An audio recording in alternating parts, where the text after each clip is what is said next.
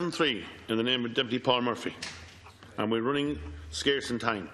Thank you, Gairloch. Very scarce. Could I ask the Minister his view of the human rights abuses of African Americans in the US, in particular number of killings of African Americans, including Michael Brown, Eric Garner, Freddie Gray, by police authorities and others not by the police, such as Trayvon Martin and Jordan Davis. Those killings have given rise to the Black Lives Matter movement in the US, and they point to a systematic racism by the US state and US police. Has he and will he raise it with his US counterparts? I'm aware, Gairloch, of recent reports of alleged police-led human rights abuses against African Americans in the United States and the extensive public concern created by those allegations. These concerns and the need to address them have been acknowledged by the US authorities at the highest level. Indeed, President Obama himself stated in an address to the US people in November, following the decision of the grand jury in the Michael Brown case, which was referred to by the Deputy, and I quote from President Obama: "The fact is, too many parts of this country, in too many parts of this country, a deep distrust exists between law enforcement and communities of colour. Some of this is the result of the legacy of racial discrimination in this country. The good news is we know there are things we can do to help. I've instructed the Attorney General Holder to work with cities across the country to help build better relations between communities and law enforcement. The US authorities at federal, state and municipal level, as well as a range of widely respected human rights advocates and NGOs, are seized of these cases, as referred to by the Deputy, and the broader issues they raise. There is an extensive and detailed reporting of these controversies in the media. As mentioned, President Obama, Attorney General Holder have taken initiatives to address some of the broader societal issues, as well as address the specific recent case. In the most recent case in South Carolina, the police officer involved has been charged with murder. The US has a robust democracy. The US has a respected legal system, and I would expect that they will continue to deal with such cases in an open and transparent way.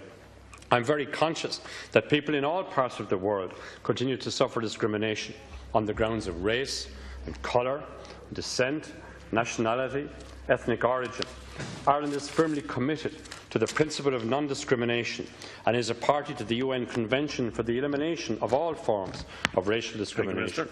I therefore fully support President Obama and his administration's efforts to address these concerns and the concerns raised by the recent incidents, and to build improved relations and trust between US law enforcement and all communities around the United States of America. Deputy Paul Murphy. Thank you. I would ask the Minister to raise these issues with the US Embassy. I would also quote from President Obama, who said that what happened in Ferguson may not be unique, but it is no longer endemic or sanctioned by law and custom. I think it is endemic.